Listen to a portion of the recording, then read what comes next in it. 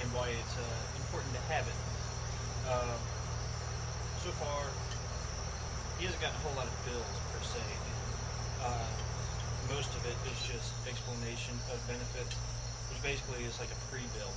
The insurance company sends you what your bill would be if they don't pick up anything, uh, and then it's just pending, I guess, review process or something, right? Or trying to figure out what they're going to cover.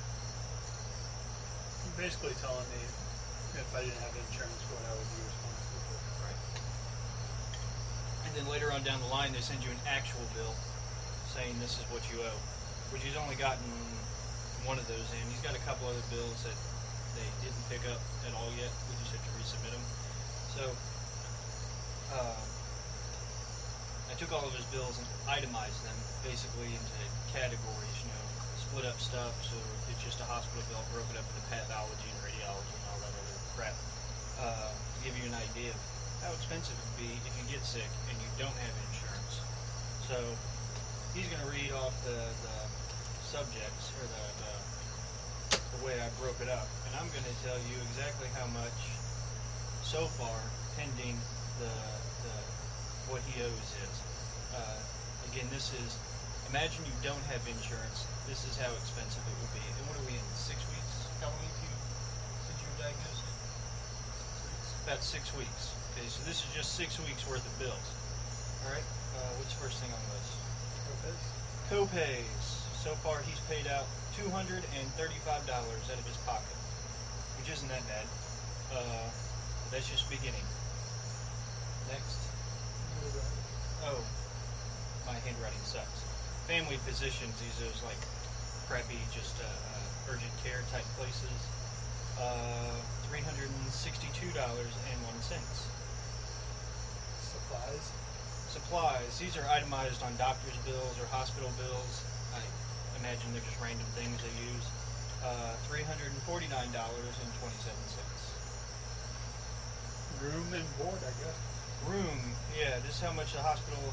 He's been hospitalized twice, and for just getting a room in a hospital for 2 nights is $1,140. Pathology. Pathology. Now we're getting expensive. Pathology is where they basically analyze blood, the biopsy results, stuff like that. $1,829.50. Drugs. Drugs. This is the stuff they gave him while he was in the hospital. It doesn't count as Avastin or Timidor or the current chemotherapy drug or any of those treatments because it's part of the trial. This is just the drugs they've given him while he's been being diagnosed. $4,358.88. Doctors. Oh, now we're getting up there. Doctors. This is just to pay the doctor himself for him talking to you. $4,926. Surgery. Woo! Surgery. This is for them actually cutting his head open and stuff of that nature. $14,304.80. Radiology. And this is a big one. You keep in mind they got to do X-rays and CT scans a bunch of times. Every time he goes to the hospital, every time he does anything. $30,511.32. That accounts for 16 separate radiology charges. That's MRIs, CAT scans, X-rays. I think that's it, right? So far, he's got a total of 49 itemized charges, the way I separated it, totaling $58,016.78. The good news is he does have insurance, but to put kind of perspective on it, he's gotten one bill back after insurance, and that is from his first hospital. Well, not his first. The one where he was hospitalized, where they actually did the biopsy, and that was originally $26,766. And when insurance covered their end, he owes $2,909. So roughly 11% so far. But to put that in perspective, even if they cover 10% or 11% of all the bills, that would still be $6,000 out of his pocket so far after 6 weeks.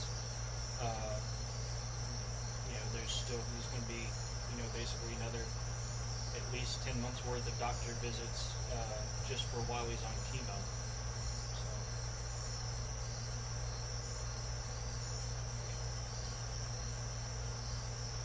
but that's why you need insurance. When people say they can't afford it, well, you really can't afford not to have it. And one day everything's fine, and then you just sit on a dirty toilet seat and you get brain cancer.